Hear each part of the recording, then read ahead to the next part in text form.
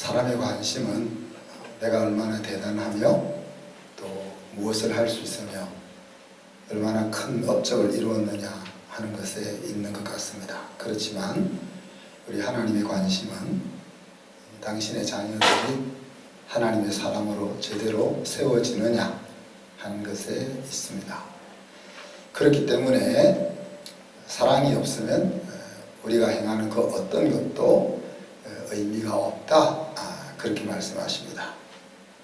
근데 그 하나님의 사랑은 떨어지지 않는 사랑이라 그렇게 말했습니다. 그것을 우리는 언약적 사랑이라 부릅니다. 사도 바울은 하나님의 사랑은 never fail 사랑이라 그렇게 말했습니다. 사도 바울은 인생의 절반을 예수님을 대적하는 자리에서 살았고, never fail 하신 하나님의 사랑을 통해서 사도가 된 이후에 남은 인생 절반을 자기가 사는 것이 아니라 자기 속에 사는 그리스도가 산다. 그래서 자기 인생을 허비한다 라고 말할 정도로 하나님을 위해서 살았습니다. 하나님이 이 땅에서 행하시는 모든 일들은 이 사랑에 기반을 두고 있다, 그렇게 말할 수 있겠죠. 그리고 저와 여러분들 역시 그 하나님의 never fail 사랑의 열매들이고 또 그 씨앗이라 그렇게 말할 수 있습니다. 그래서 우리가 우리 주변에 하나님의 사람들이 세워지고 있느냐 하는 것을 항상 좀 주시하자 그랬습니다. never fail 사랑 가운데 살고 있는지 확인하는 길이 내 주변에 하나님의 사람들이 세워지느냐 하는 것이고, 또 그렇게 never fail 사랑 가운데 사는 인생이 하나님에게 기억되는 인생이고, 또 이 땅에서 살 때도 신나게 살아갈 수 있는 비결이기 때문에 그렇습니다. 자, 오늘은 이제 그 하나님의 사랑을 기초해서 자녀 삼으시는 하나님의 사랑에 대해서 같이 나누기로 합니다. 오늘 본문에서 사도 요한은 하나님께서 우리를 자녀 삼기 위해서 예수 그리스도를 이 세상에 보내셨다, 그렇게 증언하고 있습니다. 그래서 예수님이 그리스도라고 믿는 사람들을 자녀로 삼으십니다. 예수님의 이름을 믿는다는 것은 예수님을 전인격적으로 받아들이는 것을 의미하죠. 그것은 예수님이 하나님이 보내신 구원자임을 믿는 것이고, 또 나 자신이 구원받아야 될 존재라는 것을 포함하는 것이고, 하나님이 내 인생을 위해서 계획하신 길에서 내가 벗어나 있다는 사실, 그리고 그 하나님의 계획에서 벗어나 있다는 것이 나를 사랑하는 하나님에 대한 배신 행위라는 것을 인정하고, 그 배신 행위의 대가는 하나님과의 단절, 죽음이라는 것을 의미한다 하는 그 모든 것을 마음으로 받아들이는 것이 믿음이다 하는 거죠. 이러한 자리에서 내가 치러야 될 죽음의 대가를 예수님이 십자가에서 대신 치렀다. 그리고 우리 자신이 자격은 없지만은 예수님의 그 사랑을 내 것으로 받아들이기로 결정하는 것이 예수님을 영접하는 거다, 그렇게 말할 수 있습니다. 이제는 내가 주인이 되어 내 본성대로 사는 것이 아니라 하나님의 뜻을 따라 살고자 결정하는 것이 믿음이다 하는 이야기죠. 자, 그런데 오늘 사도 요한은 이런 일들이 혈통으로 되는 것이 아니라 그렇게 말합니다. 내 가문이 어떻고 부모의 의지가 어떠하냐에 따라서 하나님의 자녀가 되는 것이 아니다는 거죠. 육정으로 되는 것도 아니다 그랬습니다. 내 의지로 되는 것도 아니다는 거죠. 그리고 사람의 뜻으로 되는 것도 아니다. 우리 남편의 의지에 따라서, 아내의 의지에 따라서 되는 것이 아니다는 겁니다. 오직 하나님에 의해서 되는 것이다. 그래서 하나님이 조건 없이 우리 모든 사람에게 열어준 살 길이라, 그런 말씀입니다. 그런데 우리가 이 예수 그리스도라는 것을 마음으로 받고 그렇게 믿음으로 들어가기로 결정할 수 있는 것 자체가 은혜 위에 은혜다, 그렇게 말할 수가 있습니다. 하나님의 사람이 다르게 이야기하면 예수가 그리스도라는 것을 마음속으로 결정할 수 있는 것이고, 또 예수님이 그리스도라는 것을 결정하는 사람이 또 하나님의 사람인 것이고, 이 이야기를 우리가 생각해 보게 되는 겁니다. 하나님의 자녀 삼으시는 이 사랑을 통해서 우리가 잃어버렸던 우리의 자리를 도로 찾게 되는 것이죠. 그래서 이 사랑은 예수님께서 집 나간 둘째 아들을 기다리는 아버지의 그 비유에 잘 표현해주고 계십니다. 그 비유에서 하나님도 어찌할 수 없는 것이 하나 있음을 우리가 바라봅니다. 아버지가 둘째 아들에게 유산을 남겨주면서 어찌할 수 없는 아버지의 마음에서 하나님의 마음을 볼 수 있다는 겁니다. 사람의 마음은 하나님이 어찌할 수 없다는 이야기입니다. 우리 자녀들이 어릴 때는 그 마음조차도 우리가 좌지우지할 수 있죠. 우리가 가지고 있는 돈이나 사랑이나 힘이나 여러 가지 영향력을 가지고 우리 자녀들의 마음까지도 우리가 움직일 수 있는 것으로 여겨집니다. 그러나 이제 아이가 장성해서 어른이 되면, 청소년이 이제 18세, 17세, 18세 이때가 되면 아이들 마음을 우리가 마음대로 할 수 없다 하는 것을 그제서야 깨닫게 되는 거죠. 하나님이 능력이 없어져서 우리의 마음을 마음대로 못 하시는 것이 아니라 하나님의 속성상 우리의 마음을 자기 마음대로 폭군처럼 행사하실 수 없는 것이죠. 그래서 중요한 것이 내 마음을 하나님 앞에 들어야 한다는 겁니다. 아무리 놀라운 계획이 펼쳐져 있어도 우리가 마음을 들이지 않으면은 그 계획은 시작이 되지 않는다는 이야기죠.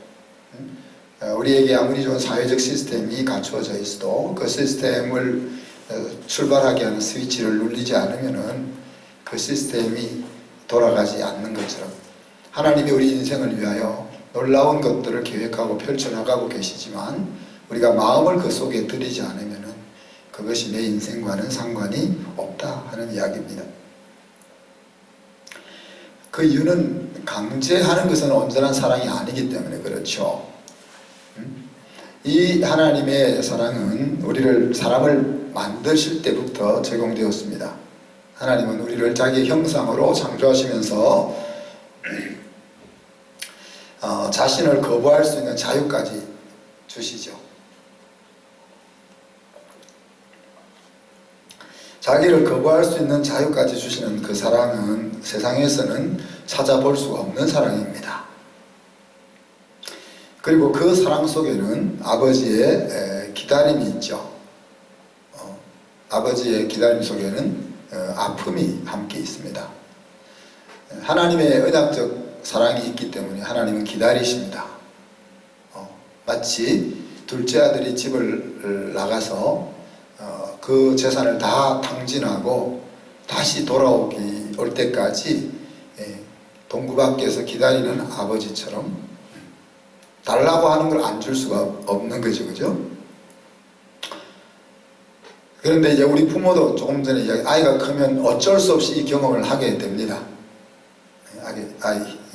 그리고 사실 부모가 좌지우지하는 것이 아니라 아이들의 마음을 기다려주는 이 포맷으로 들어가지 않으면 자녀들과의 관계가 힘들어지죠. 그래서 우리가 부모로서 겪어야 될 아픔이 있는 것이고, 또 그 아픔은 사실 하나님께만 털어놓을 수 있는 아픔이다, 그렇게 말할 수 있습니다. 요한일서 3장 1절에 보면 보라 아버지께서 어떠한 사랑을 우리에게 베푸사 하나님의 자녀라 일컬음을 받게 하셨느냐, 그렇게 질문하고 있습니다. 우리가 이 자리에 나와 하나님의 자녀가 된 것이 놀랍고 대단한 것 같이 보이지 않을 수는 있지만 우리가 하나님의 사랑을 알고 하나님의 자녀가 되어서 하나님을 아버지라 부르는 그 일이 얼마나 놀랍고 대단한 일인지 하는 것들을 말을 하고 있는 거죠.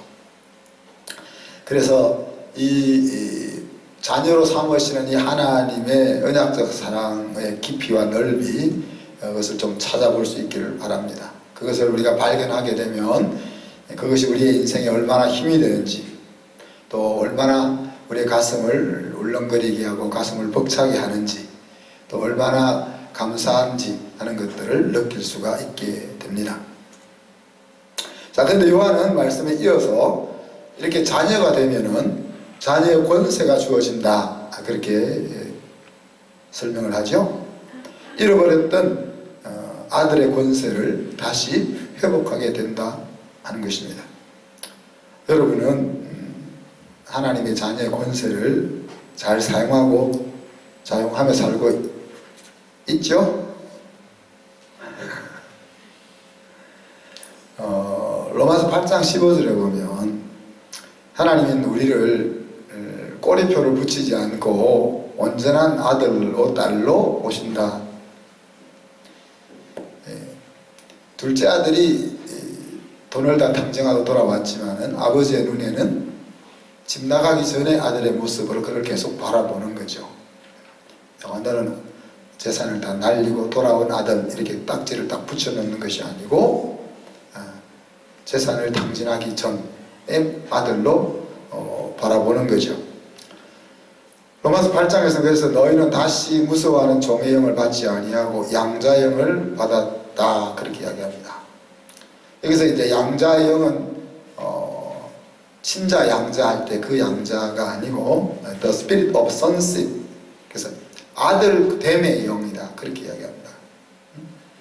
우리가 하나님의 아들 딸이었지만 세상에 팔려서 종처럼 살았기 때문에 하나님에게 돌아와서도 그 종의 영에 매여 행동할 때가 많다는 이야기죠. 둘째 아들이 아버지에게 돌아와서 뭐라고 이야기합니까? 아버지, 나를 품꾼의 하나처럼 그렇게 대해주세요, 그러잖아요. 자기가 한 소행을 생각하니까 아들의 영 속에서 살 자신이 없는 거죠. 그래서 그냥 잘못한 품꾼의 영으로 살겠다. 그렇지만 아버지는 그럴 수가 없죠, 그죠? 아버지는 그럴 수가 없고 집 나가지 않았던 아들로 그를 대하십니다.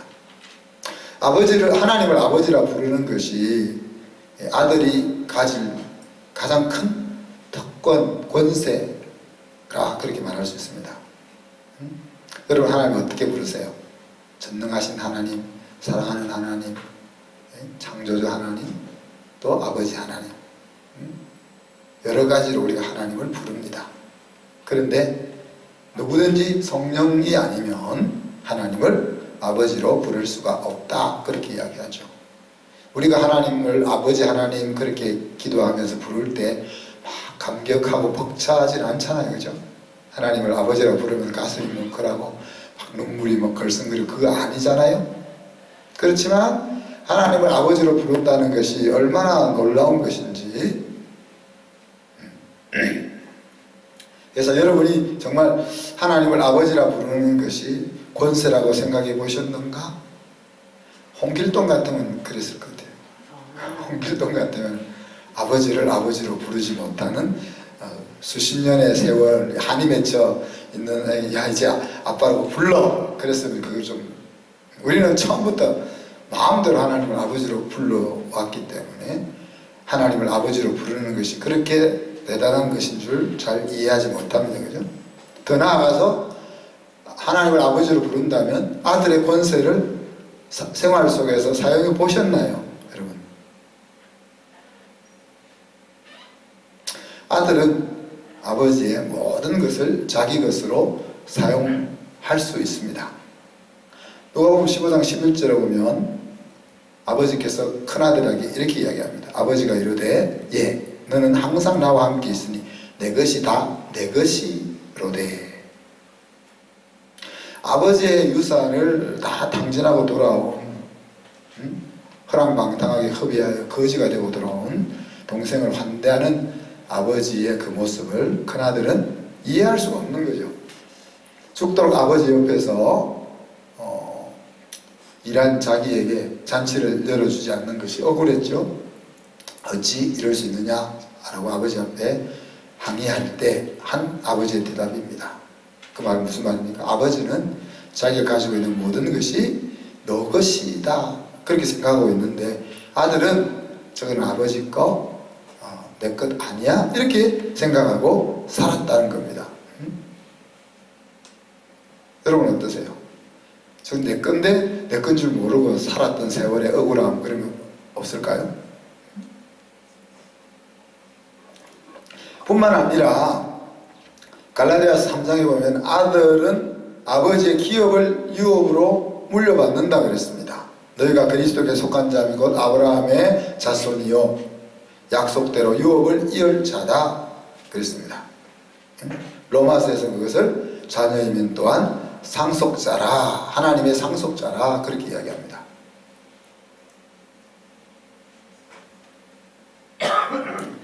아들은 아들 자신이 아버지에게 가장 소중한 재산임과 동시에 아버지의 재산을 아들에게 다 유업으로 물려준다는 거죠.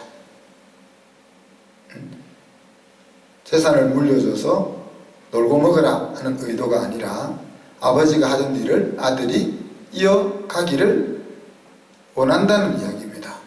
아버지가 귀하게 여기든 가치 있게 여기든 삶을 아들이 이어서 발전시켜 나가기를 원한다는 겁니다.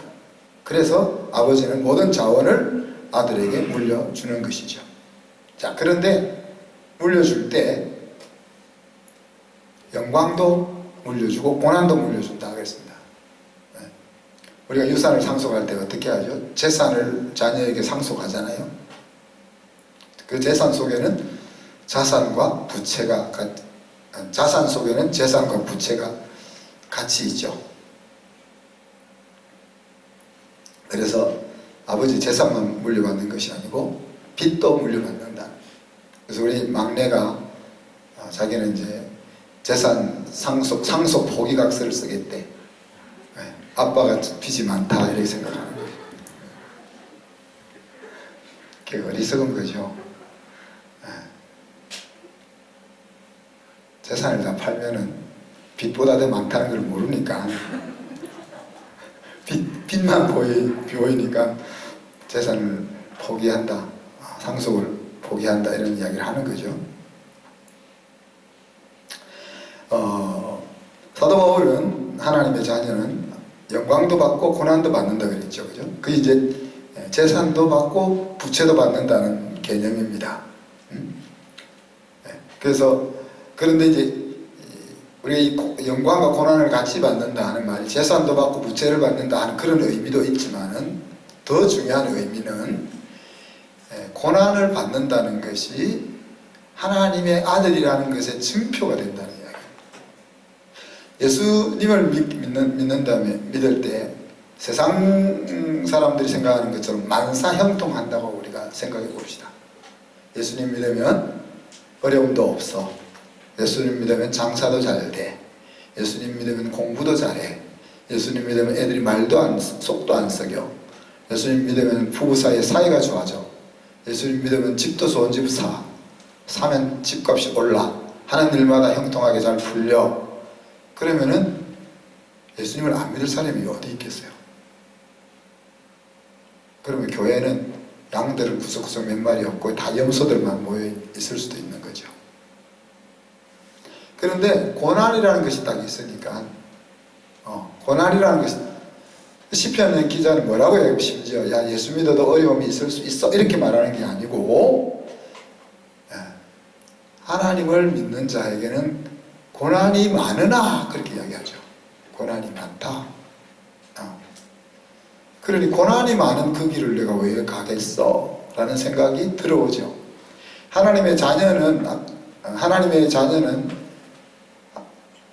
저분이 우리 아버지니까 고난이 많아도 그걸 내가 짊어져야 되는 거야 이렇게 생각이 들지만 하나님의 자녀가 아니면은 왜 쓸데없이 고난이 많은 길을 내가 들어가야 해 라는 생각이 드는 거죠. 그죠? 그래서 고난을 내 것으로 상속받을 수 있는 사람은 아버지의 아들밖에 없는 거예요. 그죠? 그래서 고난을 내가 달게 받을 수 있다는 것은 영광을 받을 수 있는 아들이라 하는 것을 증명하는 것이 된다 하는 이야기입니다. 또한 아들에게는 무한 책임져 주는 아버지가 있죠. 마태복음 6장 31절 32절에 보면 예수님께서 제자들에게 그러므로 염려하여 이르기를 무엇을 먹을까 무엇을 마실까 무엇을 입을까 염려하지 말라. 이는 다 이방인들이 구하는 것이라. 너희 천부께서 이 모든 것이 너희에게 있어야 하는 줄 아시느니라. 그렇게 말씀하셨습니다. 여기서 이방인이라는 말은 하나님 아버지가 없는 자들을 이야기하잖아요. 하나님 아버지가 없는 자들은 자기가 모든 것을 책임져야 하기 때문에 염려해야 되고 염려할 수밖에 없고 준비해야 되고 자기 힘으로 살아가야 된다. 그러나 너희는 모든 것을 책임져 주시는 아버지가 있지 않냐? 그런데 왜 염려하냐? 이런 말씀입니다.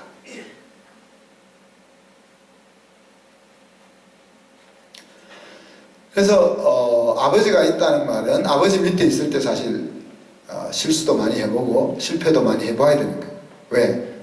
아버지가 다 커버해 줄 거니까. 학생은 학창시절에 많은 실수와 실패를 해봐야 되는 겁니다. 왜? 선생님이 다 커버해 주니까. 학생이 이제 자라가지고 대학을 졸업했는데도 계속 실수하고 그러면은 문제가 되죠. 그죠? 심각한 문제가 됩니다. 그러나 학창시절에 모른다는 것은 수치스러운 일이 아닌 거죠. 아버지는 아들의 생활과 미래를 책임져 주십니다. 그렇기 때문에 아들은 염려하지 않습니다.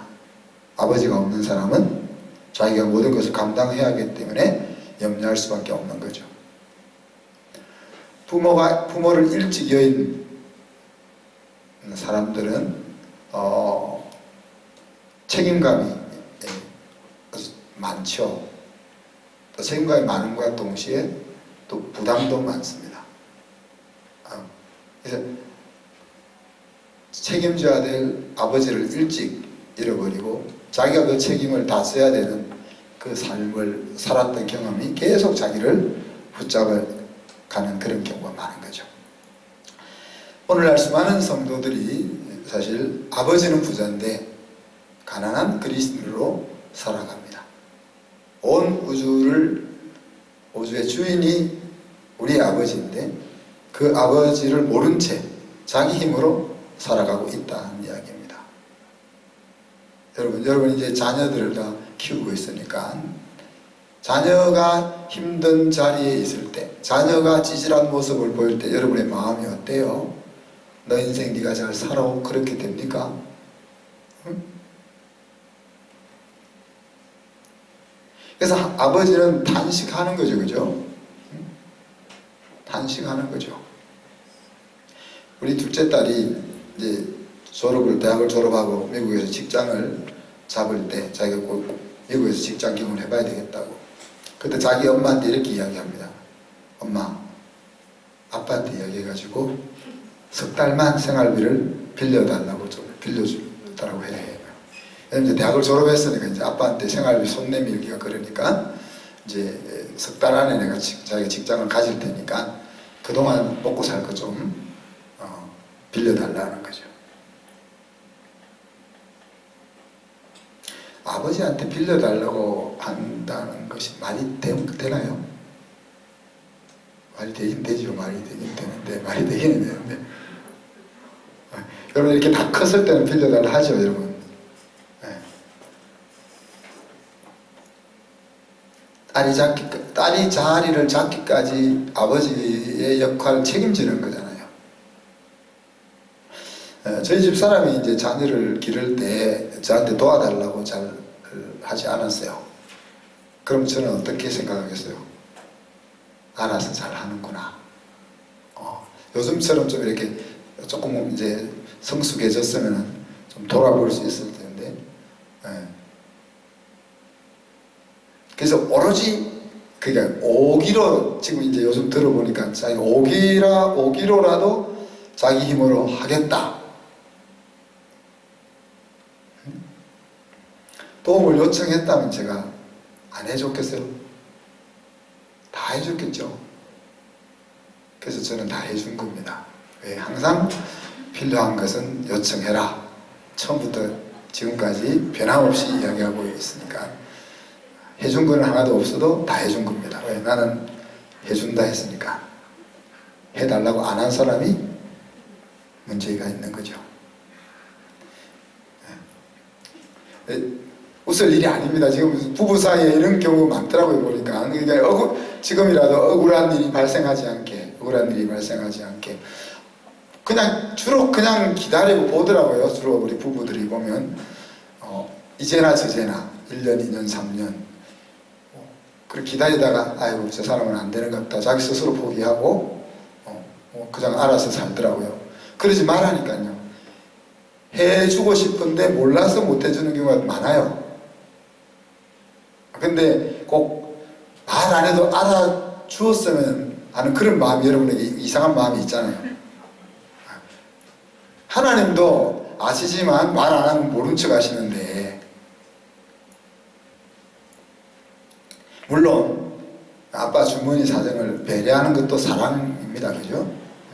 남편이 바쁜 것을 알아서 자기 힘으로 하는 것도 사랑인 것은 분명합니다. 그런데 제 요지는 그렇게 해서 문제없이 재밌게 신나게 건강하게 잘 살면은 괜찮아요. 자기만 힘들고 끝나는 건 괜찮아요. 그런데 그러면서 연약한 모습을 보게 되니까요. 연약한 자녀의 모습을 보면 부모는 마음이 힘이 들죠. 그죠? 비실비실거리고 지쳐있는 그 모습을 보면 속이 상하는 거죠. 자, 여러분도 맞아. 왜 우리가 아버지의 마음을 모를까? 왜 아버지의 마음을 모를까? 하나님께서는 우리에게, 자녀인 우리에게 이렇게 부탁하십니다. 누구든지 지혜가 부족하거든. 누구든지 너가 매일 주일날 예배를 드리러 나오는 사람이든지 아니든지, 매일 하나님 앞에 나와 하든지 하지 않든지, 말씀을 읽고 묵상하는 일이 일상이든지 아니든지, 하나님을 향한 믿음이 제대로 되어 있든지 믿음이 없든지 상관이 없이 하나님의 자녀라면 누구든지 지혜가 부족하거든 후히 주시고 꾸짖지 않으시는 아버지께 구하라. 무엇이든지 필요하거든 요구하라. 그렇게 하나님이 부탁하잖아요. 우리가 행복하게 승리하는 인생을 살지 못하고 비실거리면서 힘들게 살면은 가장 속상하는 분이 하나님 아버지라는 거죠. 이스라엘 백성을 하나님이 선택한 이유는 뭐라고 했습니까? 사랑이라고 그랬습니다. 너희들이 큰 민족이어서 아니, 너희들이 착한 사람이어서 아니, 너희들은 가능성이 많아서 아니, 잠재력이 많아서 아니, 그냥 사랑하기 때문에 내가 너희를 택했다. 그렇게 이야기하십니다. 우리를 부르신 하나님의 부르심, 우리를 자녀 삼은 하나님의 사랑도 동일하지 않겠습니까? 우리가 하나님을 위해서 대단한 업적을 이룰 것이기 때문에 우리를 자녀 삼은 것 아니다는 거예요. 우리가 가지고 있는 역량이 대단해서 우리를 부른 것이 아니다는 이야기입니다.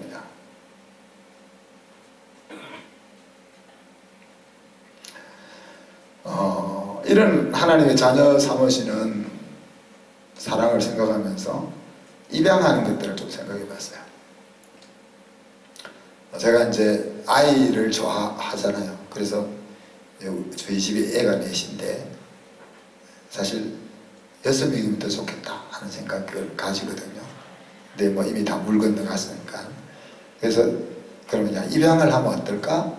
그렇게 생각을 할 수 있는데 입양도 우리가 다 물 건너, 나이가 많아서 이제 뭐 건너갔죠. 그리고 입양을 하려고 해도 중요한 것은 여자의 결정이니까. 그런데 세상에서 입양하는 형태를 한번 생각을 해보면은 서양 사람이라고 말하기보다는 기독교 문화가 자리 잡은 나라 사람들이 입양하는 모습과 동양 문화권에서 입양하는 모습이 판이하게 다르더라. 제가 입양을 하려고 마음먹을 때도 어떤 사람을 입양하고 싶어 했겠어요? 똑똑하고 말 잘 듣고 이쁘고 미래가 있을 만한 아이. 이왕이면 속 썩이고 문제를 일으킬 그런 아이 말고, 이게 그 부모를 잃어서 불쌍한 아이들을 행복하게 하려고 해주려고 하는 그 입양하고자 하는 마음속에도 그런 생각들이 있다는 거예요. 그런데 우리 기독교 문화권에서 자랐던 부모들이 입양하는 걸 보면 어딘가 약한 아이들, 어딘가 힘들고 문제가 있는 아이들을 입양하더라는 겁니다. 100% 그렇다는 건 아니고,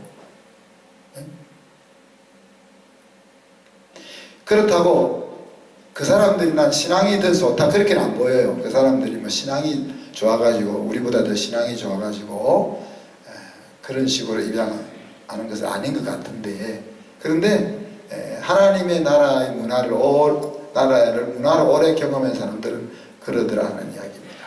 근데 하나님이 우리를 입양할 때도 그러지 않았겠나? 사도 바울이 너희 중에 문벌 좋은 자가 있느냐? 너희 중에 지식이 있는 자가 있느냐? 물으면서 뭘 이야기합니까? 하나님이 세상에 약한 자들, 세상에 없는 자들, 세상에 부끄러운 자들을 불러서서 가진 자, 있는 자, 지혜로운 자를 부끄럽게 하신다. 그 말을 들으면 약간 우리의 자존심 좀 상하죠. 야, 내가 좀 모질래가지고 하나님이 나를 불렀구나. 어디가 부족해서 하나님 나를 불렀을까? 하나님은 모자라는 것 같은 우리를 자녀 삼으셔서 복되고 신나게 살게 하신 것 아닌가 하는 느낌이 들었습니다. 여러분은 어떨지 모르겠는데 저는 그런 느낌이 들었습니다.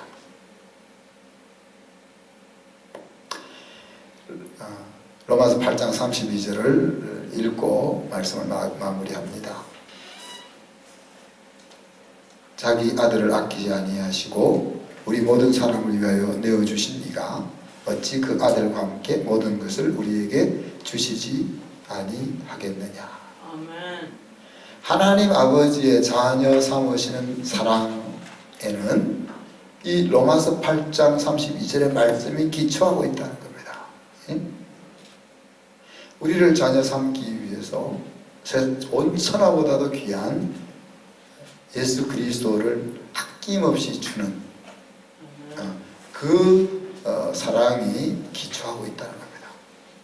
그러면은 그 뒤는 우리가 생각해 볼 필요도 없잖아요. 이 세상에서 가장 귀한 것을 힘들게 준 것도 아니고 그냥 아낌없이 준 그 사랑이 우리를 자녀로 부르신 사랑이라면은 그 뒤는 우리가 말할 필요가 없다. 저와 여러분이 그렇게 하나님의 자녀가 되었다는 겁니다. 그리고 우리가 멋진 하나님의 아들, 딸로 사는 것이 자녀 삼으시는 하나님의 사랑을 바로 알고 그 사랑에 보답하는 길이라고 여겨집니다. 이 시간 말씀 생각하면서 같이 한번 기도합시다. 이 놀라운 자녀 삼으시는 하나님의 사랑을 깊이 깨달아 알게 하시고 우리가 정말 멋진 하나님의 아들, 딸로 살아가게 하여 주옵소서. 같이 한번 기도하겠습니다.